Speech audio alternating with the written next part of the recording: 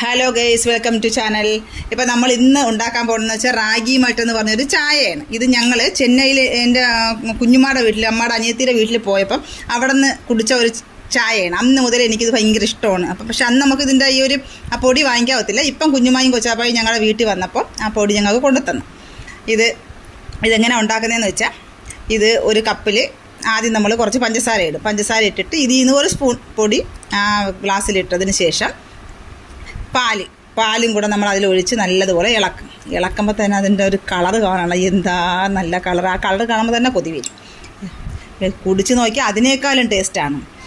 നല്ലതുപോലെ നല്ല പാല് നല്ല കട്ടിയാണെന്നുണ്ടെങ്കിൽ നമ്മൾ ഈ കുടിക്കുമ്പോഴും നല്ലൊരു ടേസ്റ്റാണ്. പക്ഷേ ഞാൻ ഇന്നിപ്പോൾ എടുത്ത പാല് ഇത്തിരി കട്ടി കുറവായി. ഇപ്പോൾ ഞാൻ ശകലം വെള്ളം ചേർത്ത് ഗൈസ്. പക്ഷേ എങ്കിലും എന്താ ടേസ്റ്റ് എന്നാ, അത് കാണുമ്പോൾ തന്നെ നമുക്ക് കുടിക്കാൻ കൊതി തോന്നും. ഉണ്ടോ? ഇതേപോലെ നല്ല കളറിൽ നമുക്ക് കിട്ടും.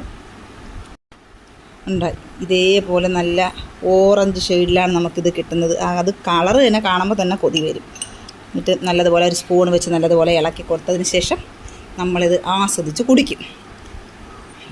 ഇതാണ് എൻ്റെ കൊച്ചാപ്പ. ചെന്നൈയിലാണ് താമസിക്കുന്ന കൊച്ചാപ്പ തന്നെ ഉണ്ടാക്കി കാണിച്ച് തന്നിട്ട് ഫസ്റ്റ് കൊച്ചാപ്പ തന്നെ കുടിക്കുകയാണ് ഗൈസ്. സൂപ്പർ. അങ്ങനെ ഇന്നത്തെ നമ്മുടെ വീഡിയോ തീർന്നു. ബൈ.